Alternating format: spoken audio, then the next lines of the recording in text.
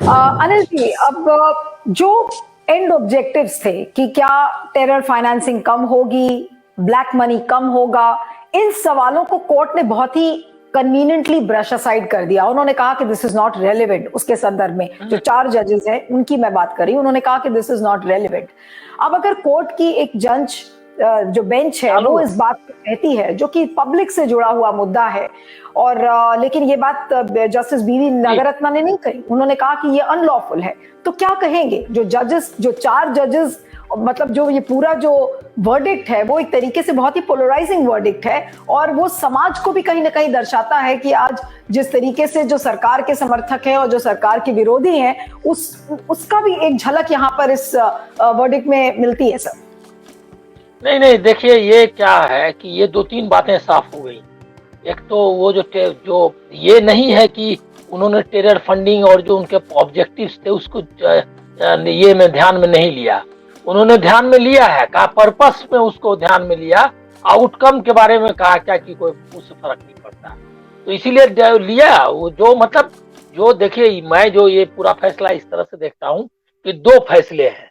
एक फैसला है जस्टिस बी नागरत्ना का, और जो 4 लोगों का फैसला है।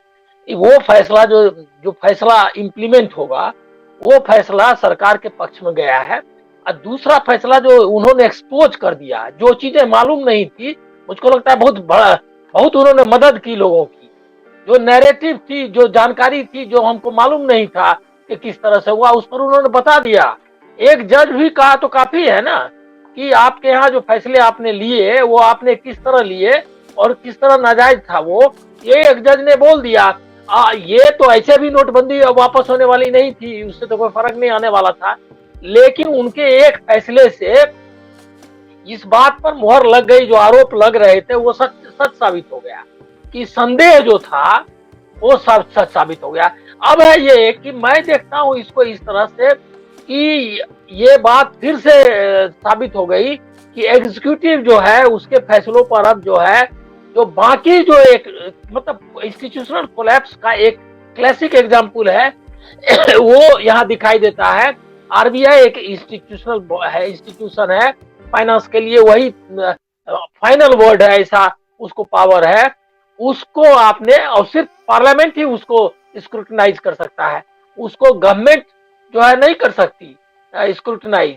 उसको करने का काम वो आरबीआई का है। आरबीआई के फैसलों के बारे में तय करना अंततः पार्लियामेंट का काम है, जिसके कारण जो पहले की नोटबंदी वो भी पार्लियामेंट के जरिए हुआ, तो उन्होंने उसको भी खत्म कर दिया।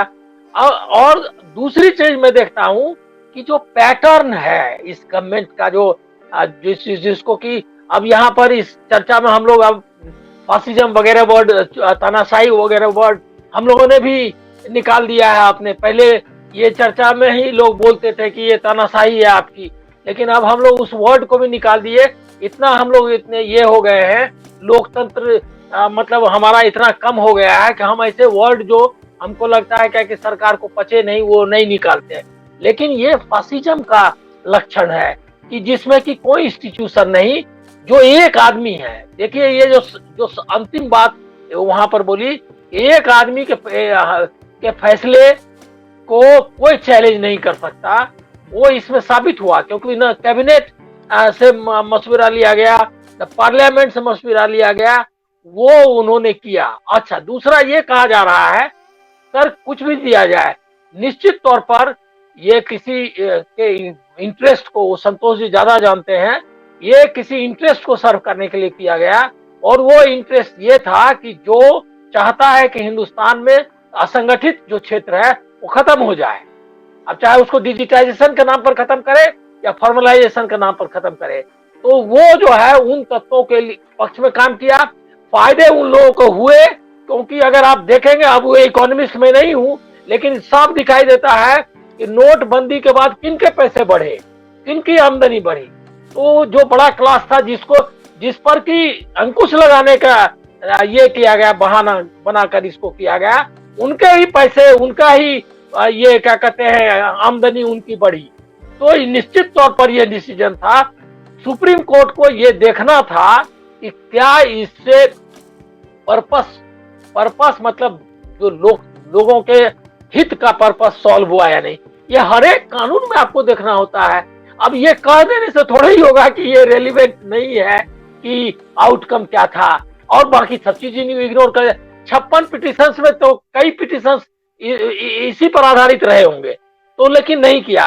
तो अब हम ये निश्चित मान लें कि एग्जीक्यूटिव के बारे में जो हम लोग को लग रहा था कि कुछ फैसलों का रिव्यू होगा, कुछ के बारे में जजमेंट्स आएंगे, वो उसमें सुप्रीम कोर्ट ने निराश किया है।